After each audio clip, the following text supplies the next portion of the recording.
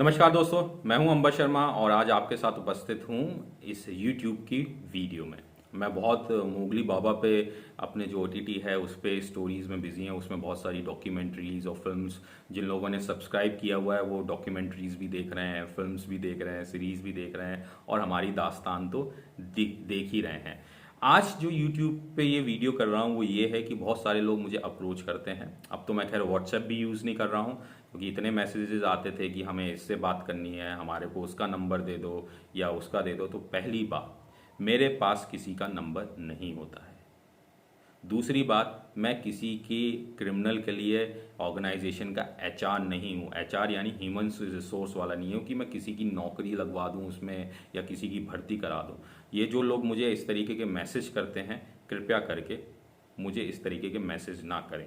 दूसरी बात, एक ईमेल मुझे आई जो कि कही गई कि वो लिखने वाले ने ये लिखा कि वो DEA की है। DEA यानी कि ड्रग एनफोर्समेंट एजेंसी। और उसमें जो उसने लिखा है वो ये लिखा है कि उसको जो है अली बुदेश से कांटेक्ट करना है। तो उसको भी मैं ये कहना चाहूँगा कि मैं कोई अली बुदेश की कंपनी में का HR नहीं हूँ कि मैं आपको कांटेक्ट करा सकूँ। दूसरी बात, मेरे पास नंबर्स नहीं होते हैं। ये जितनी भी ऑर्गेनाइजेशंस वाले लोग होते हैं ये खुद कांटेक्ट करते हैं। और मुझे एक किस्सा याद आता है कि जो शम्स ताहिर खान है आज तक के, उन्होंने एक एपिसोड किया था जिसमें उन्होंने ये कहा था कि मैं लाइव हूँ और YouTube लाइव किया था।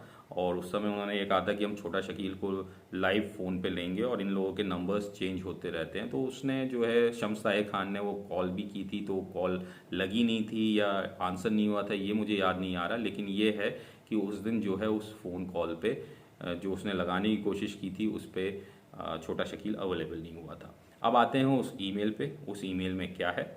उस ईमेल में लिखा है, hello there, I write you from New York, and though I do not understand Hindi, I have a friend who translate your videos for me.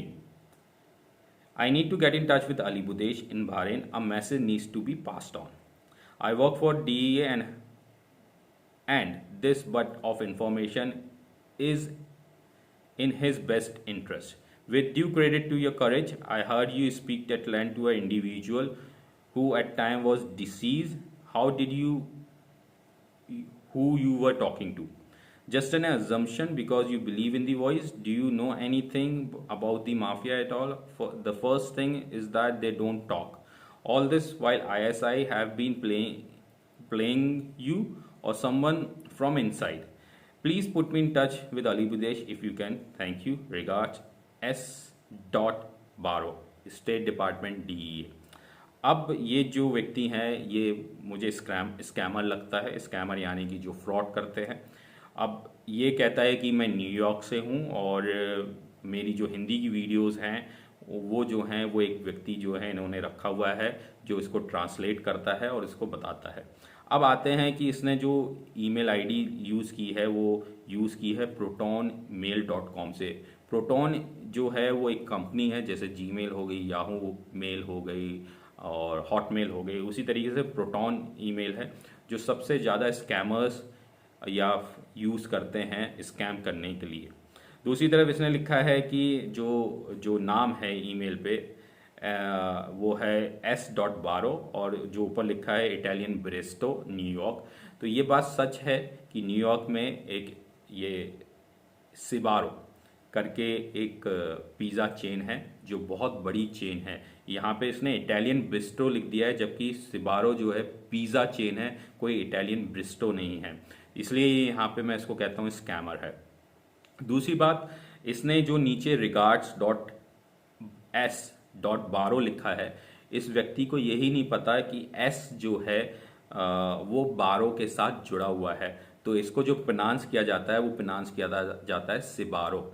सिबारो जो है वो मैंने जैसे बताया पिज़्ज़ा की बहुत बड़ी चेन है। 1956 में स्टार्ट हुई थी और वो उसका मुंबई में भी एक आउटलेट है पिज़्ज़ा का। तो ये इटालियन ब्रिस्टो नहीं है, ये एक पिज़्ज़ा चेन है और ये व्यक्ति जो है उसके नाम का गलत उपयोग करके वो बता रहा है। दूसरी तरफ ये कह रहा है कि DEA का है। अगर ये DEA का होता तो DEA के वर्ल्ड वाइड ऑपरेटिव्स हैं ड्रग्स के हर कंट्री में। वो ये देखते हैं कि ड्रग्स जो हैं, कार्टल्स जो हैं कैसे वर्क कर रहे हैं, उनको कैसे एक्सपोज किया जाए। और FBI या CIA जो है वो हमेशा DEA के साथ कोलैबोरेट करके भी काम करती हैं। तो अगर ये इतना DEA का न्यूयॉर्क में रहता है और DEA का आदमी है, तो ये एक CIA या FBI वाले को बोलता या अपने DEA ऑपरेटिव जो उस मिडिल ईस्ट के हैं उनको बोलता, तो अली बुदेश के फ़ोन नंबर क्या उसका पूरा बायोडाटा इनको मिल जाता। दूसरी तरफ ये कहना चाहता है कि मैं न्यूयॉर्क से हूँ, लेकिन जो इसकी इंग्लिश है वो अमेरिकन इंग्लिश नहीं है। अब आप कहेंगे कि अमेरिकन इंग्लिश क्यों नहीं है। मैं एक चीज़ बताता हूँ कि जो एक स्पेलिंग से चलते हैं, स्पेलिंग जैसे कि कलर यानी जो रंग होते हैं, हाँ उसकी स्पेलिंग अलग होती है। अमेरिका में उसकी स्पेलिंग होती है COLOR, और जो ब्रिटिश इंग्लिश है उसमें जो स्पेलिंग होती है वो होती है COLOUR, कॉलर। तो जो जो इसने वर्ड्स यूज़ किए हैं जैसे कि इंफॉर्मेशन, यहाँ पे एक वर्ड है इसने लिया है कि इंफॉर्मेशन। तो जो अमेरिकन है वो वर्ड इंफॉर्मेशन वर्ड बहुत ही रेयरली यूज़ करते हैं। जो सबसे ज़्यादा वो इंफॉर्मेशन का जो पर्यायवाची यूज़ करते हैं वो डिटेल्स, डिस्क्रिप्शन और मैसेज, और मतलब मैसेज डिटेल्स की तरह से वो इस शब्दों का उपयोग करते हैं। जो इंफॉर्मेशन शब्द है वो इंडियन सब कॉन्टिनेंट में सबसे ज़्यादा यूज़ होता है। जैसे इंडियन सब कॉन्टिनेंट हो गया, ये कंट्रीज़ का है, इंडिया, नेपाल, पाकिस्तान, बांग्लादेश, अफगानिस्तान, श्रीलंका, मालदीव्स और म्यांमार। ये जो कंट्रीज़ हैं वो इंडियन सब कॉन्टिनेंट है। इंडियन सब कॉन्टिनेंट पे सबसे ज़्यादा जो इंडिया है, पाकिस्तान है और श्रीलंका है, यहाँ पे ये वर्ड इंफॉर्मेशन, नेपाल में भी इंफॉर्मेशन वर्ड यूज़ होता है। जैसे आप किसी को फ़ोन करके सुनेंगे, अरे क्या इंफॉर्मेशन देनी है, या कोई इंफॉर्मेशन देनी है, तो ये वर्ड्स जो हैं वो इंफॉर्मेशन जो वर्ड है वो इस तरफ ज़्यादा यूज़ होता है। ब्रिटिश इंग्लिश में भी इंफॉर्मेशन की जगह इंफॉर्मेशन यूज़ होता है, लेकिन अमेरिकन इंग्लिश में इंफॉर्मेशन वर्ड कभी भी डिटेल्स के लिए ईमेल्स में या राइटिंग में बहुत ही रेयरली यूज़ होता है। तो ये व्यक्ति अपने आप को अमेरिकन कह रहा है और DEA का कह रहा है, तो इसे इंग्लिश इसने अच्छी लिखी है, इसमें कोई दो राय नहीं है, पढ़ा लिखा इंसान होगा इसलिए अच्छी लिखी है। लेकिन इसने वर्डों को ये भूल गया कि कौन से वर्ड अमेरिका में यूज़ होते हैं कौन से नहीं। जैसे इन्फॉर्मेशन मैंने अभी बताया is very rarely use in America, they use word, details और अ डिस्क्रिप्शन। तो इसने जो यूज़ किया है वर्ड्स, यहाँ से पता चलता है। और मैं फिर कहता हूँ DEA का है तो इसको मेरे से ज़रूरत नहीं है। जैसे मैंने कहा मैं किसी का HR नहीं हूँ और मेरे पास किसी के नंबर्स नहीं होते। सेकंड थिंग, एक और चीज़ है, इसने ये कहा कि तुम माफिया के बारे में क्या जानते हो। सच बात है, हम मोगली बाबा जो है इतना कुछ माफिया के बारे में नहीं जानता। अगर आप DEA के हो और हमें ईमेल कर रहे हो एक क्या कहने के लिए, एक मैसेज पास ऑन कराने के लिए, जो कि मेरे को जो है काफ़ी पहले ये ईमेल भेजी गई थी, तो हमें नहीं मालूम है, लेकिन आप हमारी इसको कह रहे हो ये सोच के कि हम उनके HR हैं, तो आप एक स्कैमर हो। अगर आपके पास माफिया के ऊपर कोई डिटेल्स होती तो आप हमें देते, हम उसको अपने एपिसोड में यूज़ करते और एक्सपोज करते, ना कि आप हमसे कोई ईमेल करते। इस ईमेल पे हमने रिप्लाई भी किया मज़े करने के लिए। मैंने इस पर सिंपल लिखा, will make 1 episode on YouTube, आगे लिख दिया मैंने स्कैमर। ये मैंने उसको लिख के भेजा और ईमेल जो है बाउंस होके आ गई वापस, मतलब कि वो ईमेल आईडी ही डिलीट कर दी। तो ये जो DEA वाले भाई साहब हैं, ये ईमेल बना के भी डिलीट कर दिए कि इनको कोई ट्रैक ना कर पाए, इनकी IP ना देख पाए, क्योंकि जब मेरे यहाँ से ईमेल जाती तो हो सकता था कि मैं इनकी IP एड्रेस ट्रैक कर सकता कि इन्होंने कहाँ से खोली। तो ये जो व्यक्ति है वो हो सकता है कि वो इंडिया में या इंडियन हो के या पाकिस्तानी हो के या बांग्लादेशी हो के या नेपाली हो के ये कहीं मिडिल ईस्ट में बैठा हो या किसी और कंट्री में बैठा हो, या क्या पता इंडिया में ही बैठा हो। और ये भी हो सकता है कि जो सिबारो जो पिज़्ज़ा कंपनी है उसका इंडिया में भी आउटलेट हो और उसका ये कोई पिज़्ज़ा डिलीवरी बॉय हो जो मेरे से एक तरीके से फिरकी ले रहा हो। तो मैं फिर कहता हूँ कि इस तरीके की ईमेल्स जो हैं ना भेजा करें, क्योंकि अगर मैं किसी दिन आप मुझे मिल गए और मुझे पता चला ये आप स्कैम का मेरे को इस तरीके से परेशान करने के लिए स्कैम जो आप कर रहे हैं, तो हो सकता है कि मैं आपको जो है उसका अच्छे से सामने सबक सिखाऊं।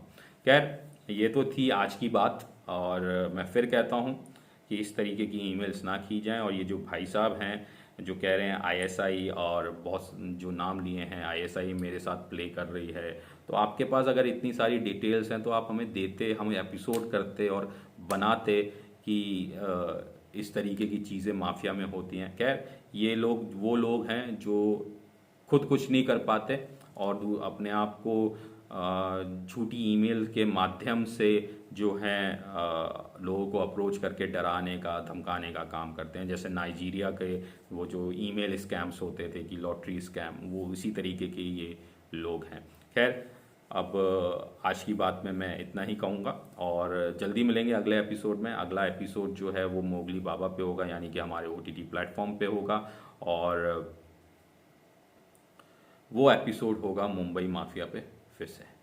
तो मिलेंगे जल्दी ही अगले एपिसोड में। तब तक के लिए मैं आपसे लेता हूँ विराम।